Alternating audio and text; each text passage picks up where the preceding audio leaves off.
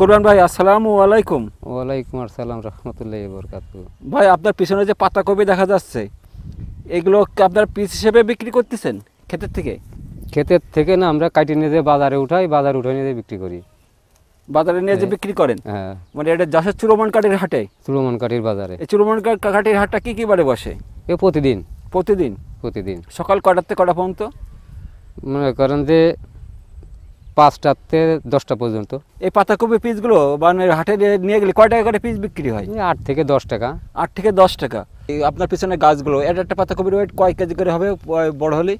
এ যে মনে করেন যে বড় হলি 1.5 কেজি, 2 কেজি, 5 পোয়া, 1 কেজি, 3 পোয়া, মানে 700 গ্রাম। 700 গ্রাম এরকম আর কি। এভারেজ 1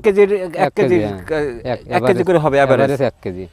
তা এই কপিগুলো হচ্ছে আপনারা যে পরিমাণ খরচ করেন, মানে একটা চারা কেনেন কয় টাকা? 2 টাকা, 1.5 টাকা। আর এক বিঘাতে কয়টা চারা লাগে? 7,000 চারা লাগে। 7,000 চারা লাগে। আর সার দিয়ে আর জোন দিয়ে এভারেজ একটা কপির পিছনে আনুমানিক কয় টাকা খরচ হয়? বর্তমান এই বছরে মনে করেন যে 6 থেকে 6.5 টাকা খরচ হবে একটা কপির পিছনে। একটা কপির পিছনে, জোন দিয়ে, চারা দিয়ে, সার দিয়ে। এবার যদি মনে করেন যে ভুই লিচির দাম ধরতে হয়, তাহলে ওই যে 8 টাকা 9 টাকা বেশি না, ওই 8 টাকা 9 টাকাই সই, এক সমান সমান হয়ে যায়। কিন্তু বাজারে তো 1 কেজি কপির দাম বর্তমানে 80 থেকে 100 টাকা, কিন্তু আপনারা দাম পাচ্ছেন না কেন? আমরা দাম পাচ্ছি না, আমাদের কাঁচামাল আমাদের বাজারে অনেক ওঠে তো, আর তারা নিয়ে যে চাটিতে বিক্রি করে, দামেই বিক্রি করে তারা। কাঁচামালের মনে করেন যে কোনো পাচাই নেই। একটু দাম, বাজারে মাল বেশি উঠলো, দাম কমে গেল, বাজারে মাল কম উঠলো, হয়তো 2 টাকা বাড়লো। মানে এই ক্ষেত্রে বেশি লাভটা পায় কারা? যারা বেশি লাভ পায় মনে করেন যারা বাজার থেকে কিনে নিয়ে যায়, এরাই লাভ করে। কিন্তু খুচরা ব্যবসায়ীরা এরা কি করে এত টাকা বেচতেছে? এরা কেউ 10 কেজি কিনে নিয়ে যায়, কেউ 20 কেজি কিনে নিয়ে যায়। তাতে 20 কেজি কপি আমি 100 টাকা করে বেচবো। 20 কেজি কপি বেচতে বেশিক্ষণ সময় লাগে না। আর আমরা নিয়ে আসি 400-500 পিস। এখন আপনি যদি বলেন যে ভাইয়া এই 8 টাকা দিলি নেবো, না দিলি নেবো না, কিন্তু 500 পিস তো আমার কোনো জায়গায় নিয়ে থোয়ার জায়গা নেই, আরও থোয়াও যাবে না। মানে কাঠাগুলো তো থোয়া যাবে না, বাধ্যমূলক আমার ওই লবলাস দাও কই আমার ওই 8 টাকায় দিয়ে আসতে হবে। এখন লাভ করবেন আপনি প্রতি পিসে। এবার নিয়ে যেয়ে মনে করেন যে একটা কপি 8 টাকা দিয়ে কিনে নিয়ে দেওয়া খরচ হবে আর 2 টাকা কি 3 টাকা কি 5 টাকা খরচ হইল। 13 টাকা পিস হইল আপনার কিনা খরচ মরচ দিয়ে, আপনি দিয়ে বেচতেন 50 টাকা।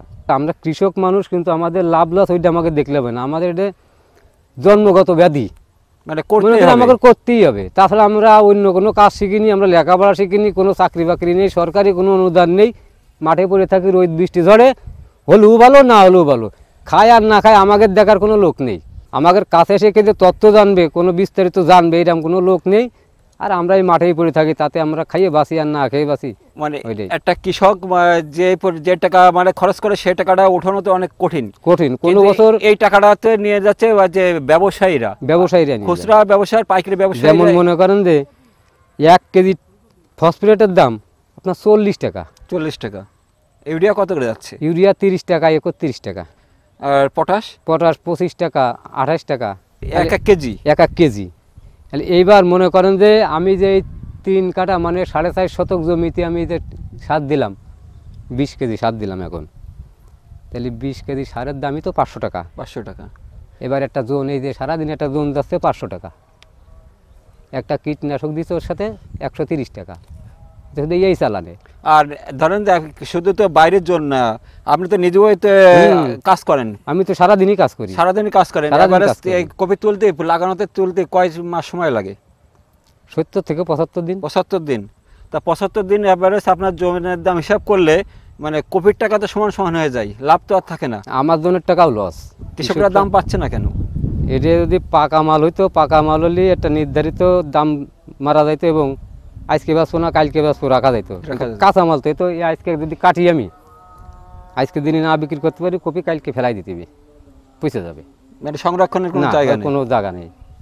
তার কারণে ওই যারা বড় বড় ব্যবসায়ী, তারা ওই মন্তব্য করে একটু বসে থাকে, কম দামে কিনবো।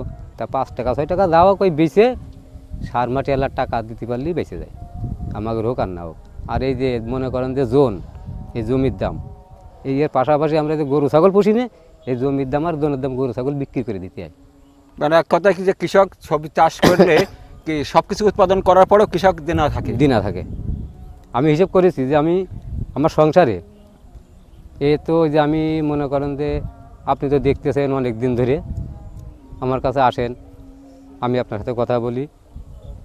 প্রতি বছর আমি 44,000 টাকা দিই না ওই সংসার খরচ, এই যে আবাদ ঘাট করে সংসারের দিক থেকে 44,000 টাকা দিই না ওই প্রতি বছর প্রতি বছর। তুলে বা সুদ? ওই যে গরু ছাগল পুষি মাঝে একটু, ওই গরু ছাগল বিক্রি করে আমার ওই দিনাটা শোধ করতে হয়। কিন্তু আবাদে যে আমি সফলতা আছে আমি আবাদ বিক্রি করে একটা কিছু করবো, এটা করতে পারি না। এখন হয়তো আপনি বলবেন তাহলে আপনারা করেন কেন, কিন্তু আমরা তো অন্য কাজ কোনো কাজ শিখিনি, এই কাজের পরেই এই নির্ভরশীল। কাজের পরে নির্ভর। তার কারণ শিখিনি, লেখাপড়া করতে পারবো না, কোনো চাকরি বাকরি, এখন যে শহরে কোনো কাজ করতে পারবো না, কোনো সংসার হয়ে গেছে। শহরে কাজ করতে গেলে কত দেবে? 50 টাকা মজুরি দেবে প্রথমে। কিন্তু আমার তো দরকার সংসারে 1000 টাকা। কিন্তু এই যে আবাদ দেখাই, এই আবাদটা আমার আছে, এই আবাদ দেখাই কিন্তু আমি চাল আনতে পারতেছি বাকি, আমি সার আনতে পারতেছি বাকি, আপাতত খাইয়ে বাঁচতেছি। কিন্তু এই যে বিক্রি করে উড়িগে দিয়েই শোধ বাদ, ঘরে আমার 1 টাকাও থাকে না। এখন তো আমার স্ত্রী সন্তানের অসুখ বিসুখ হবে, আমার একটা কিছু হইলো, কিন্তু আমাদেরও দিকে দিকে মরা ছাড়া কোনো পথ নেই। সরকারি অনুদান যদিও আসে, আমাদের পর্যন্ত আল্লাহর রহমতে পৌঁছয় না। উপর লেভেলের পর্যায়ে আমরা বুঝতেও পারি না যে আমাকে রাইস কিনা আছে। অথচ দেখেন সরকার গরিব মানুষের জন্য অনুদান দিচ্ছে, চাল দিচ্ছে, আটা দিচ্ছে, গম দিচ্ছে, টাকা দিচ্ছে, ও আমাদের কোনো হদিস নেই। আমরা মানে মূল্যহীন মানুষ। আপনাদের এই পর্যন্ত না না না, আমাদের কথা যদি বলি তাহলে আপনাদের রাত দিন থাকবে না, আর আমাদের তো থাকেই না। 5টার সময় মাঠে আইছি ভোরবেলায়, আইসে এই যে পুঁই শাক কাটিয়ে নিয়ে তো বাজারে গেছি। মনে করেন যে 40 কেজি যদি আমি পুঁই শাক একটা ভ্যানে নিয়ে যাই, তা আমার 40 টাকা ভাড়া দেওয়া লাগে। এবার যে কাটায় আমরা ওজন করি, এই দুটো বোঝায় 20 টাকা দেওয়া লাগে। তাহলে এভারেজ হচ্ছে সব কিছু বাদ দিলে 1 থেকে 10 টাকা। 10 টাকা। তাহলে এতে এই যে মনে করেন যে আমি 2 কাঠা জমিতে পুঁই শাক লাগাইছি, আপনার এই যে তল্লা বাঁশ দা ছড়ি বানাতে আয় 10টা বাঁশ গেছে 50 টাকা পিস ধরেন। ওই যে গুজা আছে, এক কান গুজা 8 টাকা করে, তাতে ওতে 200-250 গুজা আছে। এবার ওই যে লাইলন সুতো আছে, ওই সুতো আছে 500 টাকার। এইবার জন দিয়ে মনে করেন যে ওই বাজারে যাই, দিন আয়া যাবো, ওই 500 টাকা পকেটে আসলি 100 টাকা 200 টাকার বাজার করে। আপনি যে হিসাব দিচ্ছেন ওই হিসাবে এভারেজ হিসাব করলে 1 কেজি পোশাক যদি আপনি ওই হিসাব করে বেচেন তা 5 টাকা 6 টাকা 5 টাকা 6 টাকা কেজি পড়ে, কেজি পড়ে। পড়ে। কিন্তু এগুলো লাভগুলো খেয়ে যাচ্ছে মধ্যস্থভোগীরা। আমরা পাই না, আমরা খুব দুর্ভোগে আছি ভাই। আমাদের কথা বলতে গেলে আসলে যারা বড় বড় ব্যবসায়ী কিংবা দেখা যাচ্ছে বড় মাপের মানুষ, সম্মানীয় ব্যক্তিরা, এরা যদি আমাদের কাছে এসে বিস্তারিত জানে তাহলে হয়তো এরা কিছু একটা করতে পারে। কিন্তু এরা আমাদের কাছে কোনোদিন পৌঁছাবে না, এই পর্যন্ত আসেই না, কোনোদিন পৌঁছাবে না। এখন মনে করেন সাধারণত আপনি একটু ঘুরে টুরে বেড়ান, একটা দল করেন, আপনার কাছে খোঁজ নেবে যে আপনার এলাকার লোকজন কেন, হ্যাঁ ভাই খুব ভালো আছে, 2-4টে মানুষ একটু অসুবিধা আছে, তাদের হয়তো কিছু হালকা পাতলা। এবার মনে করেন ওরা 5,000 টাকা দিলে যে 5টা ফ্যামিলি দেবেন, আপনি এসে কি করবেন, ওই চালান দেবেন না, পরের আরেক চালানে আসলি তোমাকে 200 করে টাকা আছে, 200 টাকা নেবো না, ও কী করবো নিয়ে খামাকা নাম কেনবো কেন, ওই টাকাটা না নিতে পারলে তো আপনার বেশি ভালো হয়। আপনার পকেটটা আগেও পুরা, এখনও পুরা।